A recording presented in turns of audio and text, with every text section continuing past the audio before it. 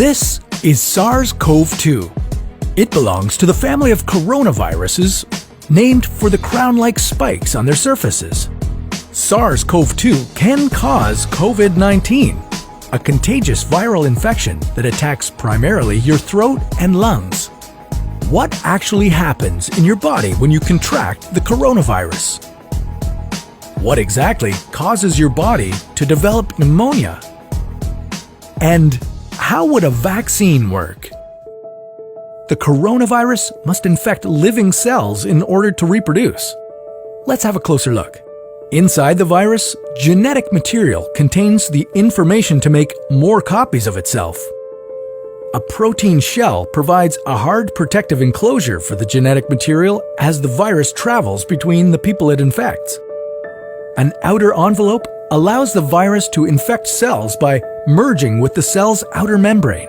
Projecting from the envelope are spikes of protein molecules. Both a typical influenza virus and the new coronavirus use their spikes like a key to get inside a cell in your body, where it takes over the cell's internal machinery, repurposing it to build the components of new viruses.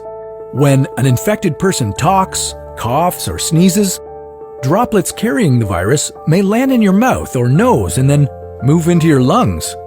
Once inside your body, the virus comes in contact with cells in your throat, nose, or lungs. One spike on the virus inserts into a receptor molecule on your healthy cell membrane like a key in a lock. This action allows the virus to get inside your cell. Next, the virus travels inside a sac made from your cell membrane to your cell's nucleus. That's where your cell houses all its genetic material. Then, the viral envelope and cell membrane sac combine, allowing the viral genetic material to leave the sac and enter the nucleus. The viral genetic material hijacks the energy and materials in your cell's nucleus to make thousands of copies of itself. Some of the genetic material moves out of the nucleus, then attaches to the protein-building parts of your cell called ribosomes. These then use information from the genetic material to make other viral proteins, such as the spike protein. A packaging structure in your cell then carries the spikes in vesicles, which merge with your cell's outer layer, the cell membrane. All the parts needed to create a new virus gather just beneath your cell's membrane. Then, a new virus begins to bud off from the cell's membrane. Now, with the virus spreading in your body, how can you develop pneumonia symptoms? For this, we'll have to look into your lungs. Each lung has separate sections called lobes. Normally, as you breathe, air moves freely through your trachea or windpipe, then through large tubes called bronchi, through smaller tubes called bronchioles, and finally into tiny sacs called alveoli.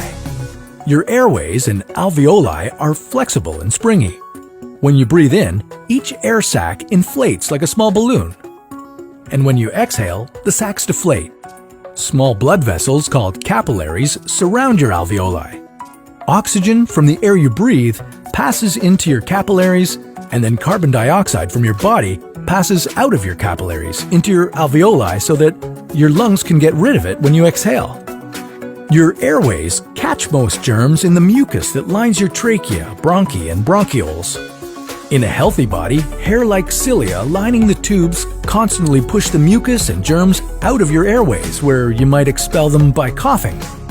Normally, cells of your immune system attack viruses and germs that make it past your mucus and cilia and enter your alveoli. However, if your immune system is weakened, like in the case of a coronavirus infection, the virus can overwhelm your immune cells, and your bronchioles and alveoli become inflamed as your immune system attacks the multiplying viruses.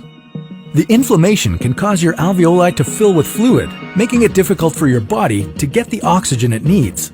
You could develop lobar pneumonia, where one lobe of your lungs is affected, or you could have bronchopneumonia that affects many areas of both lungs. Pneumonia may cause difficulty breathing, chest pain, coughing, fever and chills, confusion, headache, muscle pain, and fatigue. It can also lead to more serious complications. Respiratory failure occurs when your breathing becomes so difficult that you need a machine called a ventilator to help you breathe. These are the machines that save lives and that medical device companies currently ramp up production for. Whether you would develop these symptoms depends on a lot of factors, such as your age and whether you already have an existing condition. While this all sounds scary, the push to develop a coronavirus vaccine is moving at high speed.